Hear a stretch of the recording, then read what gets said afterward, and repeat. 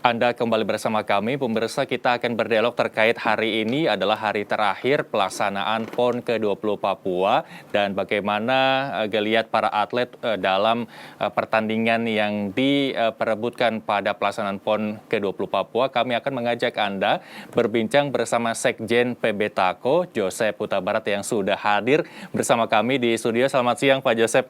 Siang, apa kabar selama ini nih?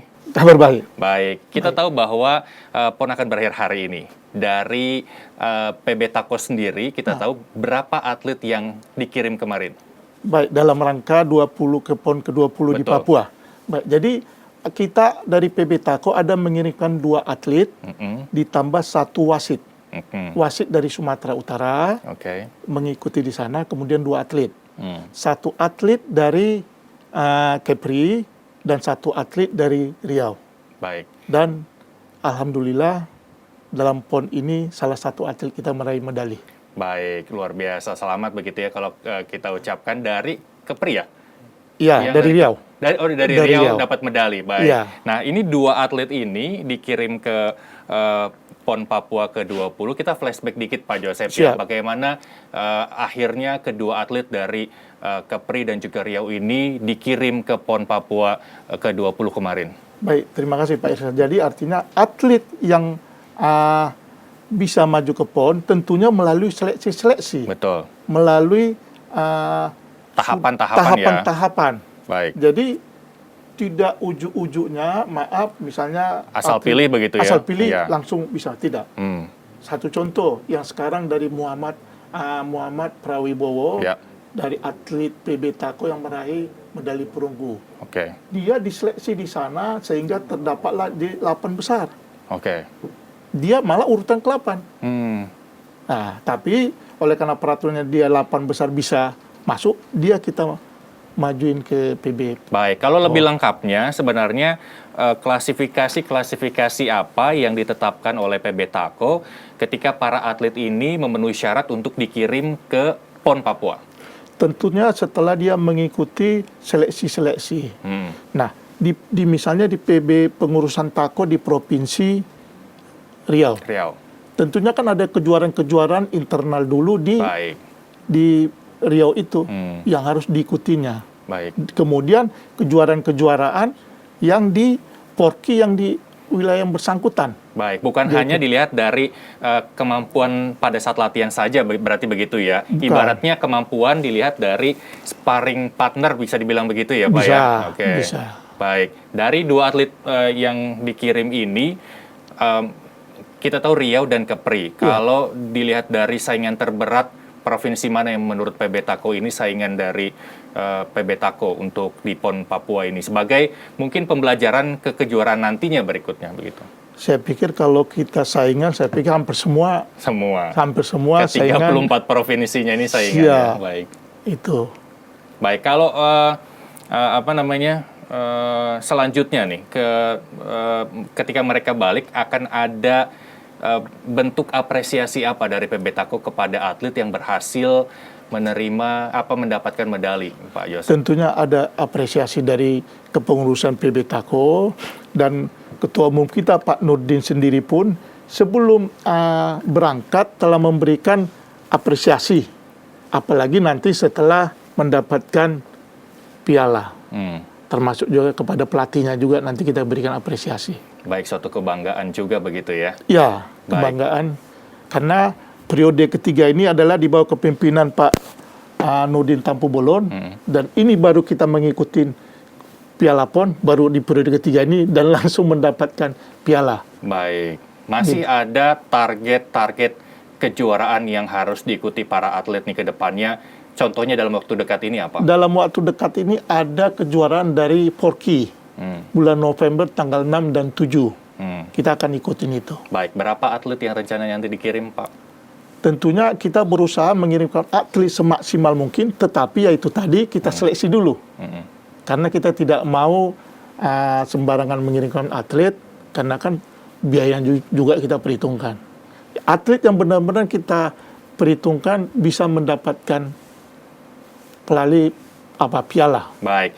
Berapa provinsi yang tergabung dalam PB Tako ini, Pak? Apakah memang terbuka untuk semua provinsi atau ada beberapa provinsi yang memang menjadi prioritas untuk PB Tako sendiri mengembangkan para atletnya begitu? Baik, jadi karena beberapa provinsi saya agak sedikit jelas gini. Jadi PB Tako ini di bawah Forki. Kita salah satu perguruan karate yang di bawah Forki. Oke. Jadi ada 25 perguruan karate yang di bawah naungan Forki. Nah, kita di PB Tako ini sudah ada 10 kepengurusan di wilayah provinsi. Baik. Ada 10 dan sekarang sudah umur 58 tahun Tako kita. Dan sudah ada 10 provinsi. Nah, target kita tahun depan pada saat umur PB Tako 59, kita sudah ada di 15 provinsi. Kemudian pada ulang tahun yang ke-60, Ketum sudah arahkan kita usahakan sudah ada di 25 provinsi. Baik, jadi targetnya tetap harus seluruh Indonesia ya, begitu. Target. 34 provinsi, tapi bertahap begitu ya? Bertahap, betul. Baik, apakah ada semacam prioritas? Maksudnya beberapa wilayah yang tergabung di awal akan menjadi prioritas untuk pengembangan atletnya atau disamaratakan baik yang bergabung di awal maupun di belakangan ini nantinya. Baik, terima kasih. Jadi memang kita lihat di mana atlet-atlet yang berpotensi di setiap wilayah tentu kita prioritaskan. Banyak atlet-atlet yang berpotensi misalnya dari Sumut. Yaitu tadi dari Kepri, dari Riau, dari DKI, dan mungkin provinsi-provinsi lain sedang kita lagi amatin dan tetap kita berikan pembinaan. Baik, terkait pembinaan Pak Joseph, ada satu wasit yang dikirim ke PON Papua ya, dari PB Sumut. Dari Sumatera Utara. Iya, Tako Sumut. Baik, bagaimana ketika satu wasit itu dikirim? Apakah ada kriteria juga seperti atlet yang PB Tako akan kirim ke PON Papua, Pak Joseph? Ya, hampir sama kriterianya. Jadi wasit itu banyak, Pak. Tapi tidak mungkin kita sodorkan ke Porki semuanya itu diberangkatkan. Tentunya berdasarkan seleksi dan itu sudah diseleksi oleh Porki. Karena diberangkatkan ke sana itu dibiayai oleh KONI dan Porki setempat. Baik, bukan tanpa bimbingan atau pembekalan begitu ya. Para wasit ini memang sudah dibekali sesuai standar yang diterapkan oleh Persatuan Karate seluruh Indonesia begitu ya, Pak Joseph ya. Dan memang kita sendiri punya program-program seperti yang lalu kita sudah membuat penataran wasit. Bulan Juni yang lalu selama 3 hari dan itu langsung narasumbernya dari Ketua Wasit PB Forki, Pak Haifendri Putri. Baik. Kalau misalkan nanti ada kejuaraan lagi begitu, saya mau tanya, apakah mental para atlet di luar 2 atlet yang dikirim Tako ke PON sudah mumpuni mentalnya bertanding dengan atlet-atlet dari provinsi-provinsi yang memang kita tahu bahwa peraih medali emas terbanyak atau peraih medali lain terbanyak begitu. Sudah siapkah mental mereka, Pak? Saya pikir rata-rata mental untuk setiap atlet, apalagi atlet Tako ini sudah mumpuni dan kita sudah gembleng juga dan sudah diberikan arahan-arahan dari pelatih. Nah, mungkin kesempatan yang belum diterima oleh atlet ini. Tapi yakinlah kita untuk mentalnya adalah mental pejuang, mental juara. Baik, kedepannya Pak Joseph, ini atlet yang dikirim ke PON akan bertambah usia dan lain sebagainya. Nah, lalu pertanyaannya bagaimana PB Tako sendiri menciptakan para atlet-atlet muda yang tak kalah kemampuannya dari 2 atlet yang dikirim. Tapi jangan dijawab dulu Pak Joseph karena kita harus break sejenak. Pemirsa, Dialog Nusantara Siang akan kembali sesaat lagi.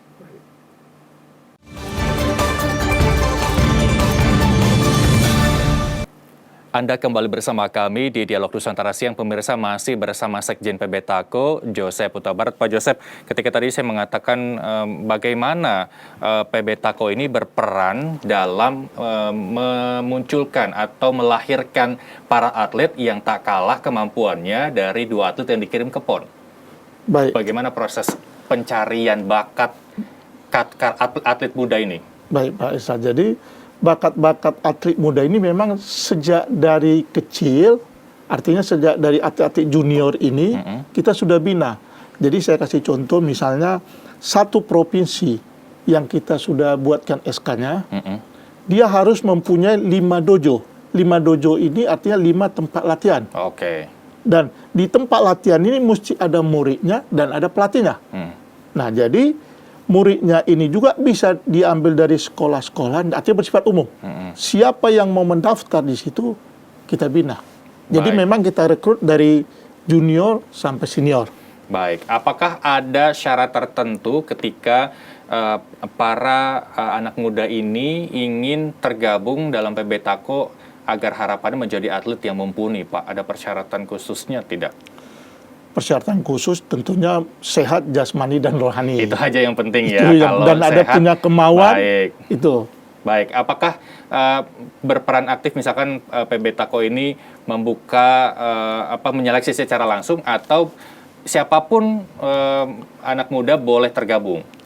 Siapapun Pak, yang penting tadi dia punya sehat jasmani dan rohani, Baik. dia boleh bergabung, tapi untuk menjadi seleksi atlet yang akan dimajukan misalnya ke kejuaraan Piala Mendagri, Piala Panglima, apalagi PON, tentunya kan ada seleksi-seleksi. Kira-kira begitu. Baik, kalau dari PB Tako sendiri, dari beberapa wilayah tadi yang Pak Joseph sebutkan di awal, apakah ada upaya untuk menyamakan kemampuan? Kita tahu bahwa hanya Kepri dan Riau saja yang dikirim. Harapannya di semua wilayah juga kita bisa kirim perwakilan atlet begitu ya Pak. Bagaimana proses penyamarataan kemampuan itu agar wilayah lain punya kesempatan untuk dikirim ke kejuaraan bergengsi nasional? Memang kita harapkan di semua wilayah yang ada kepengurusan Tako, kita harapkan bisa muncul-muncul atlet dan bisa maju ke tingkat nasional, apalagi ke tingkat PON. Ya. Dan hampir di seluruh provinsi ini, Pak, pelatihnya kita buat sama.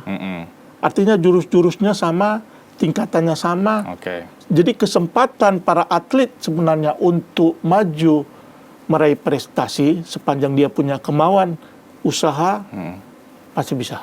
Baik, ini kan kita dari tadi berbicara terkait dengan peran dari PB itu sendiri begitu ya. Nah, kalau dilihat dari peran pemerintah daerah dalam hal ini Riau dan Kepri, bagaimana dukungannya, Pak? Dukungan dari pemerintah daerah selama ini bagus. Mereka juga diberangkatkan oleh pemerintah daerah. Oke. Begitu. Kita mensupport. Jadi artinya dukungan pemerintah daerah cukup bagus. Baik, sudah cukup bagus ya, tidak Sudah ada kekurangan atau mungkin ada catatan lain tersendiri yang belum disampaikan dari PB-PB ini termasuk PB Tako kepada pemerintah terkait dengan pengembangan atletnya? Ya, tentunya kita mengharapkan kepada seluruh pemerintah di daerah mau memperhatikan atlet-atlet yang membawa nama harum daerah itu sendiri. Kan begitu. Walau dari perguruan manapun dia, sepanjang itu membawa daerah yang bersangkutan, kita harapkan supaya pemerintah daerah setempat memberikan apresiasinya. Baik, harapannya tidak cepat puas diri ketika ini kita sudah dapat medali begitu di PON begitu ya. Kedepannya mungkin program-program dari PB Tako sendiri baik pengembangan atletnya, terus juga penyamaratan kemampuan wasitnya, atau ada program lain yang dalam waktu dekat ini PB Tako akan laksanakan begitu Pak? Boleh diinformasikan? Baik, mungkin ada program spesial mungkin, tapi ini masih rencana kita seperti yang atlet dari Riau ini yang telah mendapatkan medali perunggu. Jadi tidak menutup kemungkinan atlet ini bisa kita kirimkan keluar. Masuk ke luar negeri untuk berlatih dengan pelatih-pelatih yang lebih baik dari yang sudah ada. Artinya pelatih dari luar. Artinya ini masih rencana kita, mudah-mudahan bisa terwujud. Baik, jadi kedepannya tidak keinginannya tidak terlalu muluk-muluk bertanding di kancah internasional, tapi berlatih dulu di kancah internasional untuk meraih medali-medali yang ada di kejuaraan Indonesia begitu, Pak ya. Baik, kalau kita lihat ini ada berapa jumlah atlet yang sudah terdaftar di PB Tapco sendiri? Sudah, Termasuk 2 atlet yang dikirim kemarin. sudah banyak, Pak. Ratusan. Baik. Jenjang umurnya dari berapa ke Dari berapa? junior sampai senior.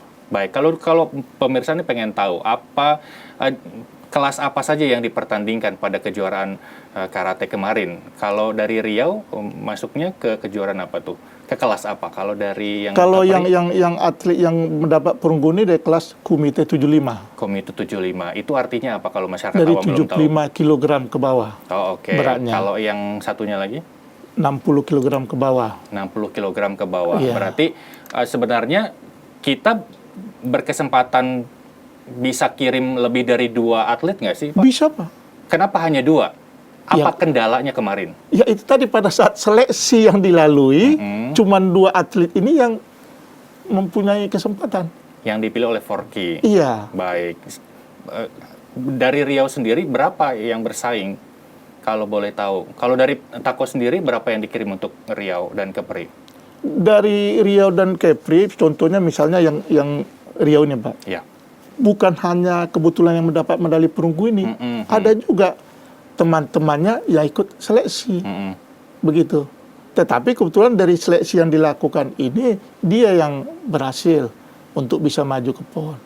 Baik, terakhir Pak Joseph, Siap. harapan dari PB Tako sendiri dan juga 4K sendiri, atau mungkin dari para atlet dan para wasit yang mungkin belum sempat kekirim, biar agak tidak merasa kecil hati untuk bertanding ataupun berlaga di kejuaraan lainnya. Silakan, Baik, Pak. pertama beberapa harapan. Pertama, tadi yang sudah saya bilang, mudah-mudahan kepengurusan di provinsi bisa berkembang dari 10, 15 ke 25. Oke. Kemudian kedua, rencana kita Pak PB, dari PB, setelah situasi pandemi ini mereda, kami dari PB ingin melakukan roadshow. Artinya mengunjungi kepengurusan Tako di wilayah.